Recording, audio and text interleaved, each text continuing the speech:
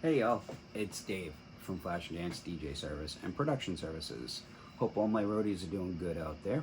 Here I am, as you can see, sitting in my shop.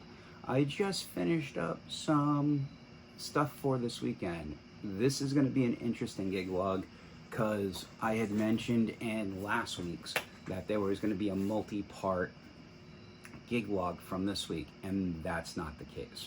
I'm going to explain to you in 1 second.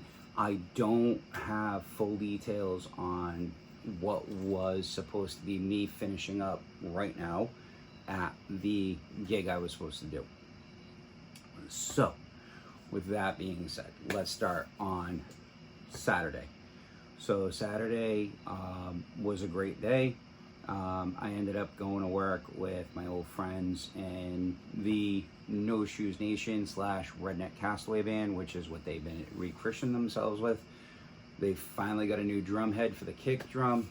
Amazing look to it. It looks like you're meant to go to the tropics, which is what some of Kenny Chesney's music is all about. So, with that being said, the night went awesome. Liam is a very young and talented engineer. He's gonna go very far. I believe he's headed off into school. I don't know if he's doing it while he's working with the band or if he's gonna go during the winter. That I have no clue. But his mix ideas are really different, and we had a talk about what I saw inside his scene for the wing rack, or the wing in general, and it makes perfect sense. After I saw it, I was like, wait a minute, why is he adding this? Why is he adding that? And then I was looking at his scene profile as a whole, and I'm like, I have no room to do anything I need to do because I'm so used to doing it a very specific way, but I made it work. He had slot 16 wide open, so I was able to take the main left and right EQ, throw that there, and then I just changed his speaker management for the tops and the subs, and I put that the way it was supposed to be. So it was perfect. I basically just, all I did was system management. Ended up doing monitoring of levels, playback before the show, during, and here's something that I never thought that I'd see with the band. They did 3 50-minute sets, and they took 2 5 to 10 minute breaks between both sets. That is an unbelievable way. And with their style of music, you're not losing a lot of momentum.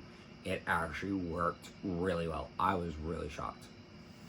So then, I'm starting to do prep on Monday, and I find out my batteries and my primary production MacBook completely died and went haywire. And what I mean by that is, I guess that the lithium ion battery has a little bit of a pouch around it, and it has a little bit of gas, and that gas can expand and basically expand the pouch a little bit.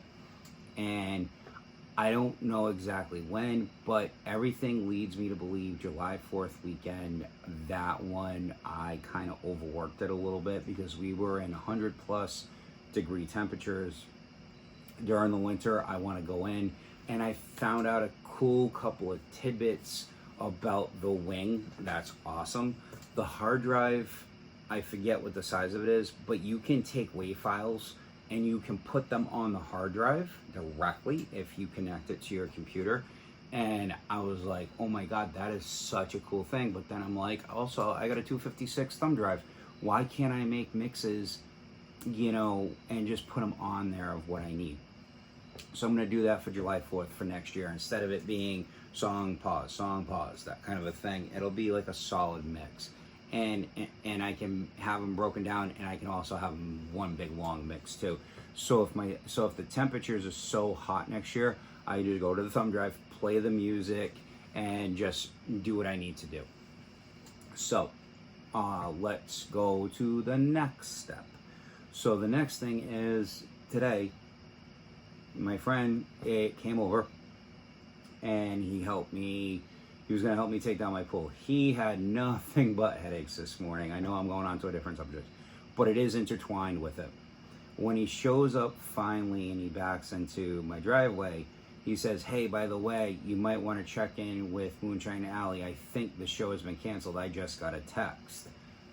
Okay, so I turn around and I pick up the phone, and this is like, I don't know, 11:30 or so in the morning, and I pick up the phone and I call my contact, and he's like, oh, no, it's not a big deal, you know, that I was sleeping or whatever.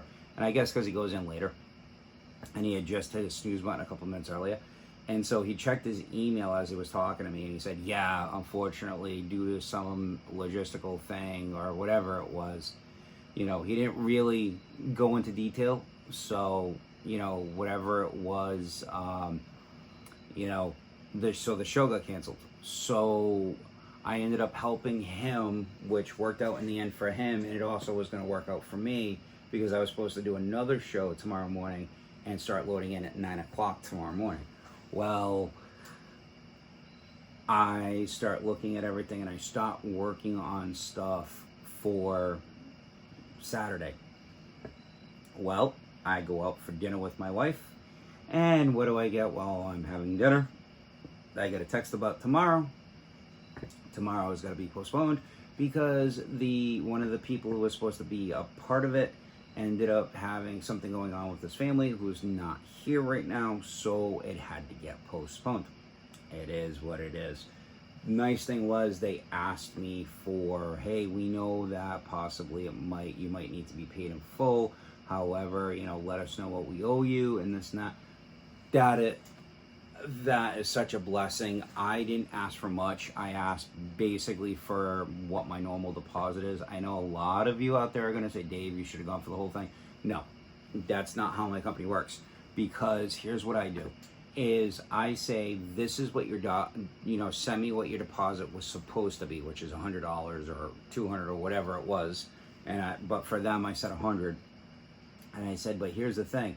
If you can make it work where I can go, that $100 for a reschedule will actually get applied to the $400 in the end. So it gives them an incentive to actually want to rebook the show. So they told me in an email that it would be probably closer, like around a 4 o'clock time frame. And I said, as long as they give me 2 weeks notice, I should be able to get the time off from work. So they want to try and accomplish by sometime in September. So we'll see what happens, see if that gets revisited. So as far as the gig log for next week, that is going to be Bluefish on Saturday at the Jetty.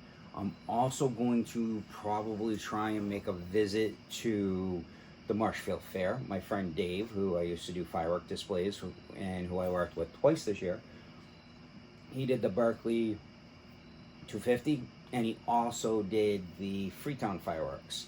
And the biggest thing that I found out about that, and I don't knock any DJs, and people ask me all the time, why do you say that and why do you not knock them? Because here's the thing, not everybody is on equal playing field. That's why I don't knock anybody.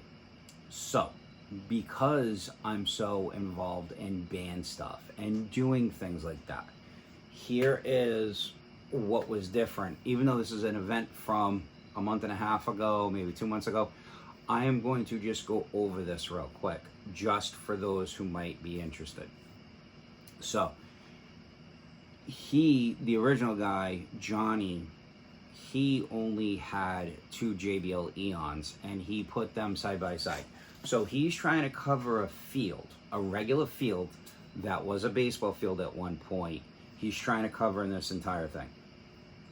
I took my 2 my single 18s, hopefully next year it'll be double 18s, but single 18s, put them side by side in the middle to act like a double 18. Then I turned around and I had one of my JBL SRX 815Ps over here, and I had one over here. So those were equal distance. I then took one of my JBL 610s or 612s, I think they're 12s. I put one here and one here. This one shot down that way, and I had turned this one down a little bit because it was right near an ice cream truck. Then behind me, I took one of my EVs and I was shooting that up towards the fireworks. I actually got during the day when I was asking the fireworks crew if they could hear it, they said they had no issues. They could hear it clear as day compared to the past. So that is a good thing. So what that tells me is bringing a wing rack to a DJ event really takes things to the next level. It allows you more control over what you're doing versus just the standard plug into your subs, plug into your tops type of deal, which there's nothing wrong with that. It's just by doing it this way, I have a little bit more finite control over all the individual things. For example, when I did the parade the next day, I only needed my 815Ps. I had them cranked, but the thing was, I was able to control the volume from my computer, from my playback music, and then I basically simply had one microphone that me and Paulette, we were rotating, making the announcements of what floats were coming down the road. So it was really awesome. So, you know, it's all in how you experiment and do what you do. Right now, my main production MacBook is in the shop, and I got a phone call this afternoon. I think it was around 3:30, and what ended up happening was he got the batteries in. Unfortunately, the model of the batteries was not the correct models, so he's waiting for another batch to come in. So by Friday, the MacBook should be ready for me to pick up. And I'll be honest with you, this computer shop is second to none. They've probably been around for 40 years, I'm thinking. You know, I'm not even sure how long they've been open, but they've been open a long time. You know, so it is what it is. So that's what we have to look forward to. So you will get a gig log next week. You will probably get some form of a tech tip between now and then. You know, they actually just released, just for those in the unaware, that I believe they just released a new update for the Wing OS, you know, for its firmware. So I believe there's a new Dante fix that came out. So with that being said, I'm going to say make sure you treat others the way you want to be treated. Don't forget to like, comment, and subscribe. Make sure you find me on all social media. It's either DJ Spynn, which is DJ SPYNN, Flash and Dance DJ, or it is Flash and Dance DJ and Production Services, depending upon where you look. And don't forget to learn one thing every day. And I will see you soon in my next video. And if I don't release anything before next week, I'll see you in next week's Wednesday gig log.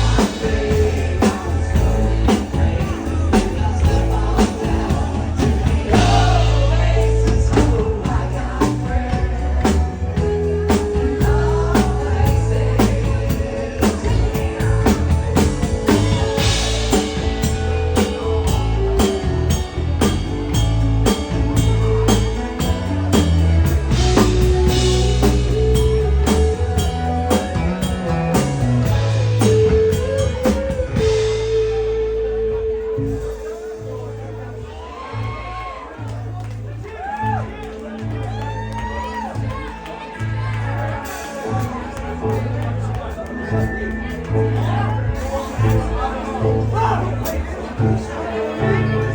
I guess I was wrong. I just don't belong there. I've been there before. Everything's alright. I'll just say goodnight and I'll show myself to the door.